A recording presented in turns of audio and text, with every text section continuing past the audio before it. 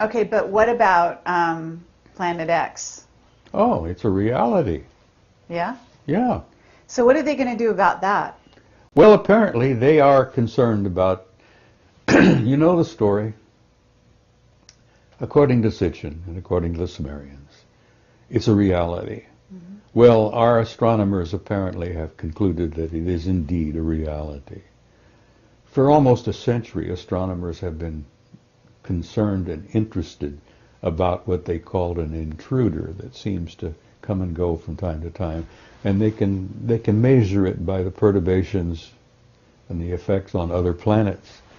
They've known its existence for a long time, but they've never gone public about it.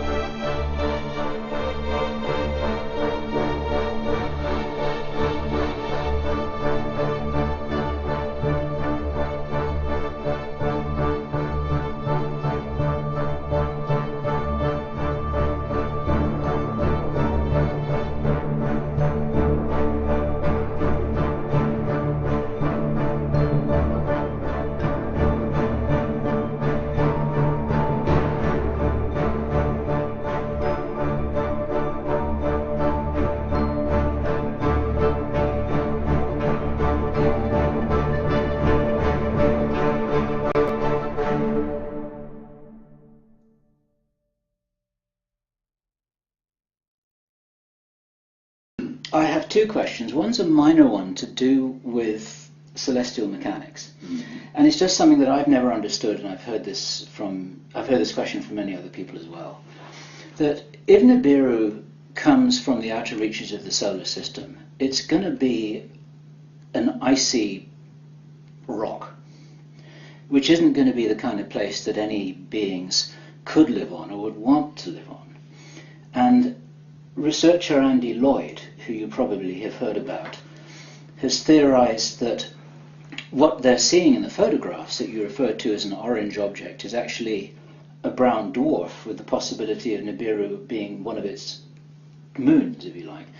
And there's a lot of debate about how to apply what Sitchin seems to have been saying to the real practicalities of life on an icy rock out in the orbit of Pluto. And I wondered if you knew or had anything to say about that. No, it's not an icy rock. And yes, when it makes its long journey out and back, it gets so far away from the sun that the sun is probably no more than a little tiny prick of light, a little tiny pinpoint. And if you would think that it would be naturally icy cold. No, apparently the planet, like many planets in the system here, generate its own heat. It has in its core a generating heat system very much like our own. We have a system within the core of this planet that has been described as a thermonuclear reaction, very similar to the sun. Now, most of the life and all of the bounty and all of the beauty of life on this planet comes from our going around this beautiful sun.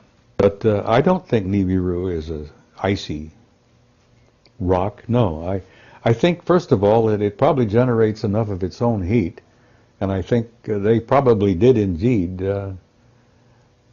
create for themselves, with the advanced technology that they have, a kind of a Dyson sphere. Are you familiar with that? Mm-hmm.